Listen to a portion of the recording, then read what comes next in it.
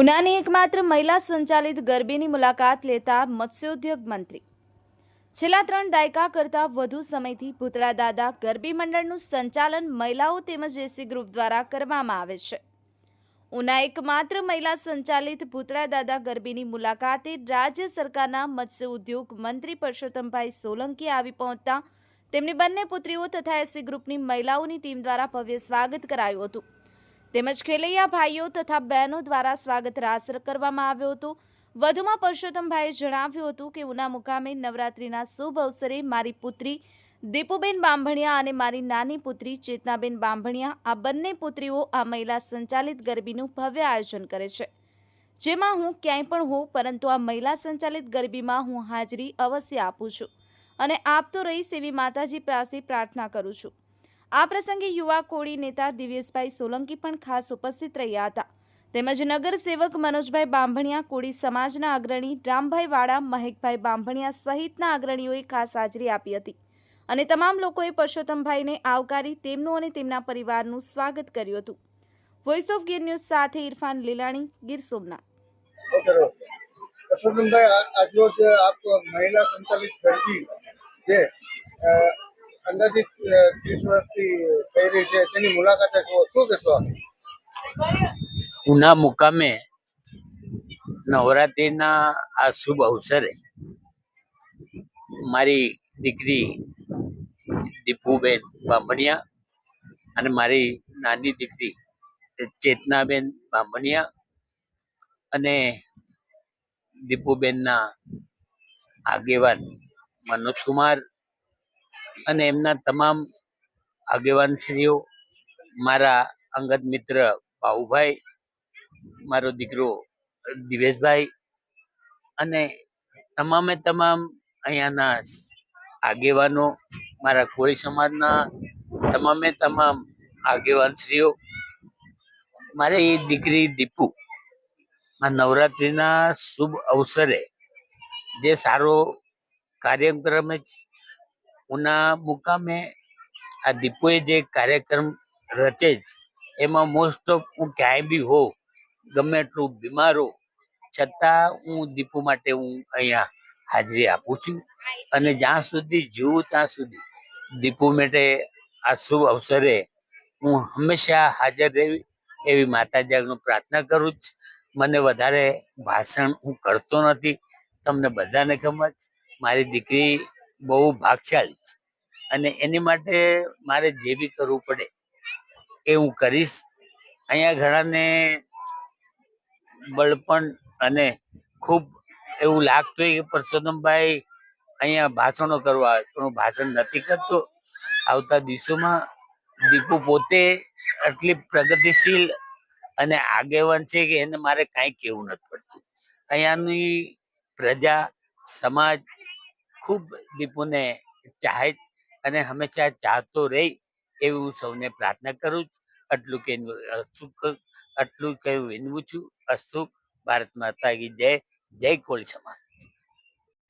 દિવેશભાઈ, આજ રોજ મહિલા સંચાલિત ગરબી છે, તમારા બેન કરી રહ્યા છે, ઘણા વર્ષોથી કરી રહ્યા છે, એ બાબત આપ શું કહેશો? મિત્રો, આમ તો મારી બેન ને પણ એક મોટા ભાઈ તરીકે હંમેશા મેં એમને જોયા છે અને મોટી બેન એક મા સ્વરૂપ જ હોય છે. અમને જેટલા નાનપણમાં એમને સાચવા એવી જ રીતે આજે હું આ હજારો દીકરીઓને જોઉં છું.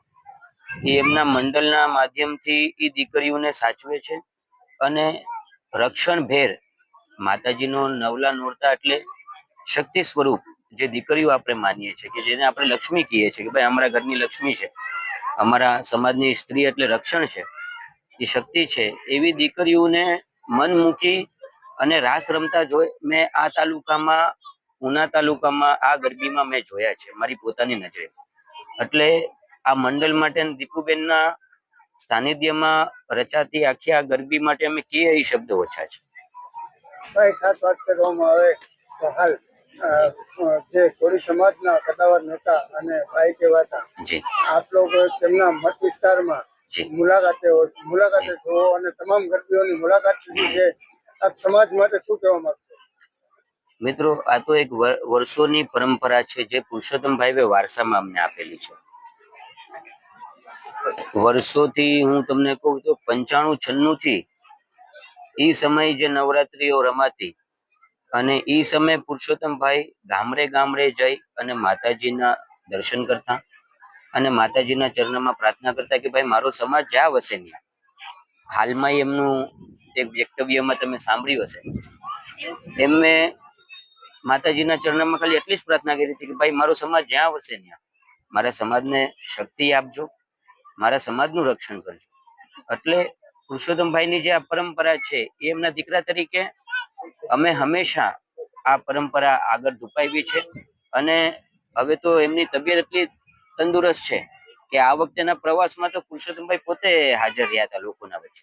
ભાઈ ખાસ વાત કરીએ તો પુરુષોત્તમભાઈ અને તેમના બંને પુત્રીઓ છે એમના ઘણા વર્ષોથી આ મહિલા સંચાલિત ગરબી જે જુનાગઢ જિલ્લા અને ગીર સોમનાથ જિલ્લામાં માત્ર એક ગરબી છે તે ચલાવી રહ્યા છે. અને બહેનો માટે ખાસ કરીને ગુજરાતની તમામ બહેનો માટે આપ શું સંદેશો આપશો? હું તમામ દીકરીઓને, ખાસ કરીને મારા સમાજની દીકરીઓને, ઘણીવાર દીપાબેન સાથે મારી ચર્ચા થતી હોય છે. અમે જે પુરુષોત્તમભાઈ સોલંકી ઓનલાઈન એજ્યુકેશન કર્યું છે એમાં ઘણી અમારી દીકરીઓ ભણે છે. અને બેનની પોતાની વર્ષોથી એવી ઈચ્છા અને હંમેશા મેં એમના કાર્યાલયે આવા પ્રશ્નો મેં જોયા છે કે દીકરીઓને ભણવા બહાર મોકલાવવા માટે કઈ સહાય કરવી, નાના મોટા દીકરીઓને માર્ગદર્શનો આપવા અને દીકરીઓ કેટલી એના પગભર થાય એવા ઘણા પ્રયત્ન મેં દીપાબેનના કાર્યાલયમાં દીપાબેન દ્વારા થયેલા જોયા છે. એટલે ભવિષ્યના દિવસોમાં હું મારા સમાજની તમામ દીકરીઓને, મારી બહેનોને હું એટલું કે, કારણ કે હું એક સામાજિક આગેવાન છું, કોળી સેના અને સમસ્ત કોળી સમાજનો યુવા પ્રમુખ છું, કે દીપાબેન થી એક પ્રેરણા લઈ અને તાલુકે ને ગામડે મહિલા સશક્તિકરણનું એ સંગઠન થાય, જેથી આપણી દીકરીઓને પ્રોપરલી માર્ગદર્શન મળે. અને ભવિષ્યના દિવસોમાં જેમ મારા બાપુજી ભૂતકાળમાં કહેતા ઘણા બધા એમના ઉદ્બોધનમાં કે તમે પેટે પાટા બાંધીને તમારા દીકરા દીકરીઓને ભણાવજો, ને ખાસ કરીને દીકરીઓને ભણાવજો. કારણ કે દીકરી એક એવી લક્ષ્મી છે આપણી જે એક ઘરની બે ઘર તારવે છે. જે પુરુષોત્તમભાઈની હંમેશા વાત સમાજ સમક્ષ હતી, એમનું એક દૂર તેને સંદેશ સમાજ સુધી વર્ષોથી પહોંચ્યો છે. અને એનું એક ઉત્તમ ઉદાહરણ આપણે મારા બેન શ્રી દીપાબેન માંથી જોઈ શકીએ છીએ કે અમારા ઘરની તો લક્ષ્મી હતી જ, પણ જયારે એમના સાસરે આવી ત્યારે એમના સાસરાનું એટલું મોટું નામ, એટલું આગળ એમને ધુપાયું કે આખા ગીર સોમનાથ અને ગુજરાતમાં ગરબીના નામે અને એક સ્ત્રી સશક્તિકરણ તરીકે મારા બેનના નામનું એક ઓળખ આવ્યું.